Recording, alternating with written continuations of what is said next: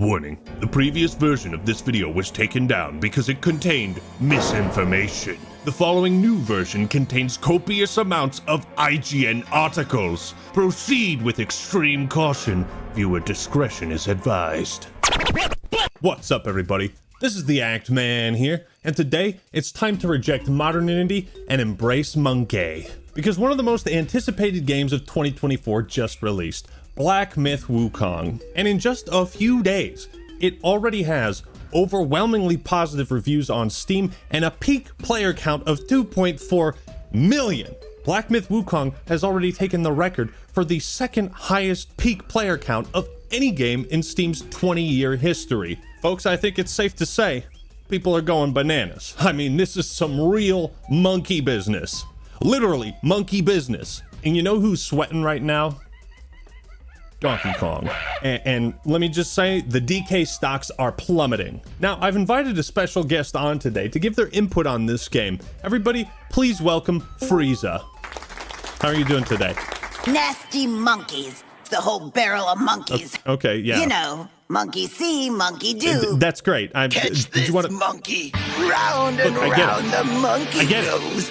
You're nothing but an overgrown monkey. Cut his mic off. Oh, thank God. What I think Frieza wanted to say, and what I've heard many Chinese scholars point out, is that Black Myth: Wukong is nothing but a cheap ripoff of Dragon Ball. And I couldn't agree more. Think about it. Dragon Ball is a completely original story about a monkey boy named Goku who wields a magic staff and rides a magic cloud on his journey to the west. And we're supposed to believe Black Myth: Wukong just came up with all of that on their own? Right, and I'm sure they didn't plagiarize Donkey's favorite champion in League of Legends either. What a disgrace. But on the real, Black Myth: Wukong is turning out to be a massive W for China. And it's fitting that one of the most popular and important literary works in the world, and especially East Asia, is also translating to become one of the most popular games in the world. Whether they're being forced to play it or not, it seems China is really enjoying this game, because when it's nighttime for them, player counts have dropped from 2.2 million to 247,000. And in any other instance on Steam charts, this would be a massive red flag. I don't think there's ever been like this radical of a disparity between the high and low of a Steam game. But it's not an indication that the game is dying, of course, just where many of the players are coming from. Like how Witcher 3 became a vessel to share the rich Polish and Slavic mythology with the world, China is sharing their mythology with Black Myth: Wukong. And although I'll be making my fair share of China-related jokes in this video, know that it's all done in good fun. Please don't report me to the Chinese government, okay? My social credit score cannot take the hit. Now comes the part where I double-cross you. Because it turns out there is a real problem with Black Myth: Wukong, and I'm here to tell you all about it. Despite being one of the few Chinese games that isn't sharing the Chinese culture of microtransactions and free-to-play garbage, Black Myth: Wukong isn't diverse enough. It lacks inclusivity. According to this Screen Rant review of the game, wait a second, hold it! Pro, great diversity in items and mechanics. Con, lacking in inclusivity and diversity. Which one is it? You must choose. So these two could just cancel each other out and make this a 4 out of 5 review, right? Logic. It's my greatest weapon. A lot of people have really taken issue with this article to the point where Screen Rant actually had to remove the name of the writer because of targeted harassment. And I'm just as shocked as you. Really. Harassment in the gaming community? When has that ever happened? Now, if you're making fun of an article you disagree with, good for you. If you're going out of your way to harass the person who wrote it, you're fucking cringe. It's making me cringe. By the way, yes, I'm going to criticize and make fun of this section of the article, and I also want to point out that the rest of it is clearly written from a perspective of an actual game critique. The entire article isn't just talking about women aren't in this monkey game, me mad.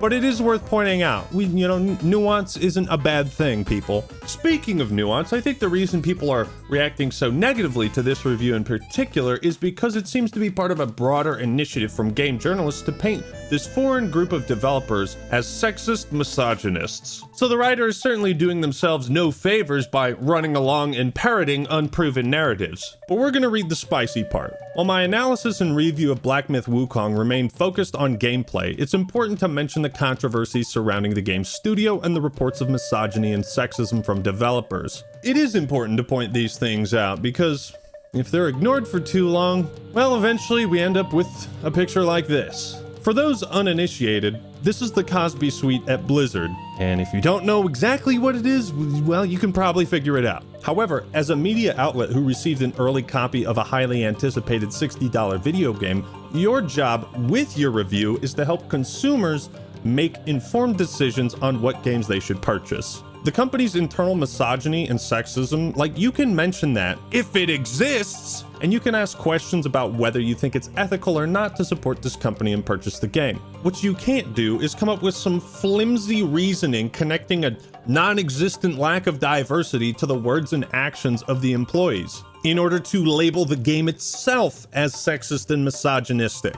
The article continues, as far as chapters 1 and 2, while characters are clearly fictitious and fantastical creatures, there were no female or feminine NPCs, enemies, or bosses present. That's right, fellas. Can you believe this giant blue homunculus doesn't have a vagina? Say it ain't so. Wait a minute. As far as the first 2 chapters, you know what? Maybe I was wrong giving this article the benefit of the doubt, because what the fuck is that nonsense? So you're taking points off of this review because of a lack of diversity and inclusivity only in the first 2 chapters. I'm retarded? Believe it or not, there are female characters in Black Myth Wukong. They're just not in the first 2 chapters. 7 out of 10, too many monkeys. Do you need a constant barrage of female and token characters to classify a game as diverse? And if it doesn't, then you dock points for that? Would it soothe your angered spirits if the frog boss had huge riveting boobies? You see, one of the real problems with Black Myth Wukong is something that's become more prevalent in the last few years. The rampant spread of misinformation across social media, and game journalists who refuse to review games on their own merits and instead insert their own arbitrary merits to then judge it based on that. The article goes on, the lack of diversity and inclusivity resonates with the misogynistic comments reported to have been made by developers, which express disdain for women playing their games. Although Black Myth Wukong does have truly enjoyable moments, the underlying feeling that women aren't welcome in this world felt present throughout my gameplay experience. And see, that is where you lost people, because there's no real argument to make, as far as I've played, that Black Myth Wukong lacks diversity and inclusivity and isn't a game that women can enjoy or play. The product itself does not reflect that reality. You know, at a certain point, you have to stop letting the outside world change or affect your review score. We saw this with Hogwarts Legacy, remember? People were not playing or reviewing the game based on its own merits, but based on what J.K. Rowling had said that they disagreed with. And to be quite honest, I'm still disappointed that Hogwarts Legacy wasn't about keeping those uppity Jews in their place. But life goes on. For example, Blizzard's internal fiascos around Nancy Drew and the mystery of the stolen breast milk didn't make Overwatch 2 any worse of a game. It was already dog shit to begin with, so you couldn't have dug the grave much deeper. But any self-respecting game critic would not lower their review score of Overwatch 2 the game based on the internal drama at Blizzard the company. But unless you can point to these internal issues with a studio and its culture and its workplace environment and tie that to some kind of negative impact on the game, the final product, then that shouldn't affect your review of the product. Because the truth is that most consumers just want to keep consuming. But I was curious about the claims of sexism and misogyny, and I wanted to investigate these claims to see if they had any merit behind them. And I stumbled upon this lengthy IGN article from a year ago. Game Science is the studio behind Black Myth Wukong, and there was a post from one of the co-founders where back in 2020 he shared his thoughts after watching the pre-alpha trailer for Black Myth Wukong. Now, I don't speak or read Chinese, so I'm going to take IGN's word that these are accurate translations of the developer's comments. After all, IGN is one of the largest gaming news outlets in the world, and they are held to a high journalistic standard to accurately portray the truth and go about writing articles such as these in good faith. You stupid. So there's certainly no way they could get away with posting misinformation in today's society. Misinformation that might fool unsuspecting gamers like me who might be willing to give them the benefit of the doubt. And look at that, there's no editor's note, so no corrections needed. What I'm about to read is factual and accurate. It's not. But we're gonna read it anyway for the memes. Now keep in mind, this is what IGN thought one of the co-founders of Game Science said. I want to expand my circle and hire more people. Get licked until I can't get an erection. You what? Ladies and gentlemen, I don't think I've read a better epitaph. Do you want both of these things at the same time? But crass jokes aside, he describes his disappointment in the trailer. Rough decisions were made. The sound was terribly disjointed. The frame rates of 100,000 heavenly soldiers have dropped so hard that they have caused PTSD. I know you just happen to be a little depressed. It is my honor to provide you with some comfort in the lower half of your body. Now fellas, let's be real for a moment. If you have a girlfriend or a wife, I want you to show them these quotes and ask them if they'd feel comfortable doing a one-on-one job interview with this guy. If you are getting up to ask your significant other this question, then you have failed the test, because the answer is no, I would not feel comfortable. And thankfully, nobody should feel uncomfortable except for the hacks at IGN who posted these mistranslated quotes. I still read them though, because I thought they were funny. But in the previous version of this video, I thought they were legit. Now, based on several comments I've seen, it would appear these quotes fall under the category of idiom, something that might seem nonsensical or rude when approached with a Western mindset. Also, like I said, there's no editor's note on this article, but the writer who wrote it put one on a separate article that was written by somebody else. And it doesn't take any accountability at all? What the fuck are you doing? Well, that's great. You see, usually when you post something false or misleading, you take it down or correct it. I suppose one lesson of the day is that if you're going to post an expose article that relies on quotes from a different language, a language you don't understand, maybe it's worth trying to track down one of the 2 billion Chinese people to help verify those quotes. But we're not out of the woods yet, because there was one other controversy, one huge, massive problem surrounding Black Myth Wukong. You see, a document of guidelines was sent out to content creators who were given early access to the game. I was not one of them, but it contained a list of do's and don'ts when it comes to streaming or making early access content about the game. And I'm just as shocked as you are. You're telling me China is trying to control what people say? Or don't say? I don't believe it! Oh wait, my mistake. It's actually the do's and the don'ts. Sorry, they put an apostrophe there. Given how we just learned about IGN's fuck-ups and mistranslations, it's entirely possible these guidelines are poorly translated too. And since the developers have been targeted by disingenuous claims from IGN,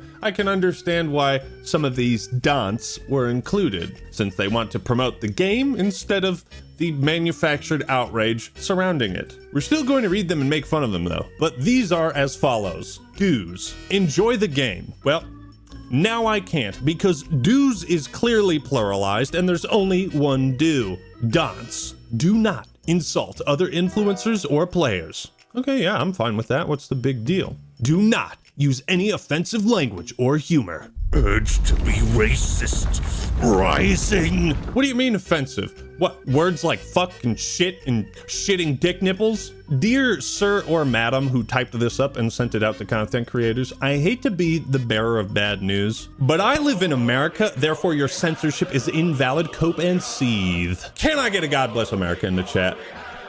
Thank you.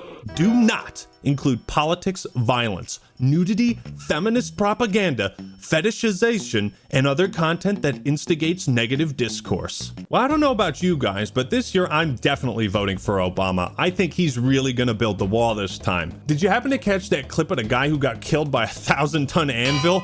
It just splattered him all over the pavement. It was crazy. Oh yeah, do you guys know of any porn websites that are like more pro-feminist or take a more pro-feminist approach? I've really tried taking it upon myself to stop manspreading and, you know, be an ally. But then again, I could just Rule 34 my favorite character I like to jork it to, the Covetous Demon. And with that all said, Ladies and gentlemen, I gotta be honest, I really don't like Black Myth Wukong. I'm proud of myself for hitting all of those. Oh, and here's the big one. Do not use trigger words such as quarantine or isolation or COVID-19. I'm gonna say it. I can't help myself. I have to say it. I'm gonna say it. I'm gonna say it. Looks like the Tiananmen Square massacre and Winnie the Pooh are back on the menu, boys. On a more serious note, I have to ask, in what context would COVID-19 come up in a Black Myth Wukong review? Hey Lois, this Black Myth Wukong game is freaking sweet. It reminds me of the time I spent 2 weeks in quarantine and isolation during the COVID-19 pandemic. I think stuff like this just invokes the Streisand effect, especially with Americans. Like, if you tell us not to do something, we're gonna want to do it twice as much. Hey, Act-Man, don't review Red Dead Redemption 2. Fucking bet. And finally, do not discuss content related to China's game industry policies, opinions, news, etc. Well, folks, it's been fun getting blacklisted from all of China. As Sergeant Johnson once said, send me out with a bang. And I think this was a bang. But now that I'm done making my jokes, let me give you my first impressions of Black Myth Wukong. That's right, yeah, we're actually going to talk about the gameplay now. It's been described as a Souls-like, but it'd be more accurate to call it a Sekiro-like, because it focuses solely on one weapon type. But to compensate, they give the player a variety of supplementary skills, transformations, and power-ups, so that you don't feel like this one weapon is all that you have. Now, I've only played a few hours, but I've gotten that itch to, like, not work on this video and instead play more of it, which is always a good sign because I got ADHD and boy do I get distracted. This sort of action adventure style game with RPG mechanics and stat increases sprinkled throughout is going to be instantly familiar. The mechanics themselves are not particularly challenging to get accustomed to, which is nice. It kind of tears down the barrier for entry, and it keeps the pace of the game moving along nicely. Then the first 2 hours, I think I fought like 5 or 6 bosses, and they've all been fun, decently challenging, and not like a I want to throw my controller and break my arm again kind of frustrating. The bosses I've seen so far are very creative. There's a giant wolf and it jumps around on the rooftops and buildings, and I always think it's cool when the environment becomes part of the fight, where it doesn't feel like you're just static in a flat environment and nothing changes. As far as I've played, there's been a pretty substantial amount of variety with the bosses and enemies, and it keeps the game refreshing. But my favorite thing about Black Myth Wukong, it's a martial artist kind of thing. We now have 2 incredible staff wielders in video games. Keelik has been carrying the torch for far too long. Seriously though, the staff, as basic of a weapon as it might appear, is actually one of the weapons that has endless possibilities in terms of creative movesets. And that is 100% here in Black Myth Wukong, which as a martial artist who's trained with this weapon, I can deeply appreciate that. You know, with Sekiro, we had the katana, and now we have the staff. And I think both of these games prove that the Souls-like genre can be focused on one singular weapon and just adding a bunch of different moves and upgrades and different skills to it. Not only are a lot of the moves authentic, as in like, this is stuff you would actually do if you were fighting someone with a staff, but the moveset is enhanced with the more fantastical elements of the setting, which, by the way, is absolutely gorgeous. I haven't seen graphics this good since I played Donkey Kong Country at Mel Gibson's house. For all the jokes and shitposting I've been doing, I really think this is an environment, a setting, and a type of culture a lot of American and Western audiences haven't really been immersed in before. And let me just tell you, game science, they make a fucking statement. In combat, you can swap between different stances to do things like power pull extend, which lets you hop on the pole, avoid ground attacks before countering with your own. That's a pretty cool mechanic, and I'm excited to unlock more abilities and see what kind of crazy combos I can put together. And that's a good instinct in my brain when I'm like, I'm excited to play more of this. I wish I didn't have a job. The coolest part of Wukong is that, yes, you can transform into a frog. Pack it up, boys. It's all downhill from here. The transformations are really cool. I've only unlocked 2 of them. And you get new moves. You can even upgrade these transformations to unlock new abilities. The music also changes when you transform. Like, it's a vibe, dude. I fuck with this energy. You can freeze enemies in their tracks, rack up damage with quick attacks before finishing off your combo with a hard-hitting power attack. Wukong can summon his classic afterimage clones. So in conclusion, as far as first impressions go, pretty dang good. The game is $60, and that might be a bit steep for some people. There's no guarantee if it'll go on sale, though it is getting some very positive review scores from both critics and users. By the way, No extra monetization outside of a deluxe edition, which that's always a plus. If Ubisoft, yeah, you see this shit? Take notes, please. So what all did we learn today? Well, if you're going to use IGN as a reference in the future, fucking double check everything they say. Learn from my mistakes. Because if they're willing to engage in bad faith journalism, not correct it or take it down, then people have every right to be skeptical of any news stories or anything they post in the future. Because around Black Myth Wukong, they failed to do their job of accurately informing the public. I think this game is going to be a historic title for China. Like I said, although I've talked shit and cracked some jokes, I honestly hope they continue pushing for these types of quality games moving forward. So well done.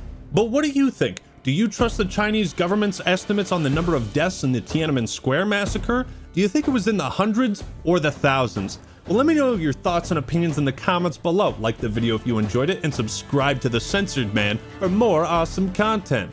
Alright everyone, that's all I got for today. This is the Act Man signing out. Peace!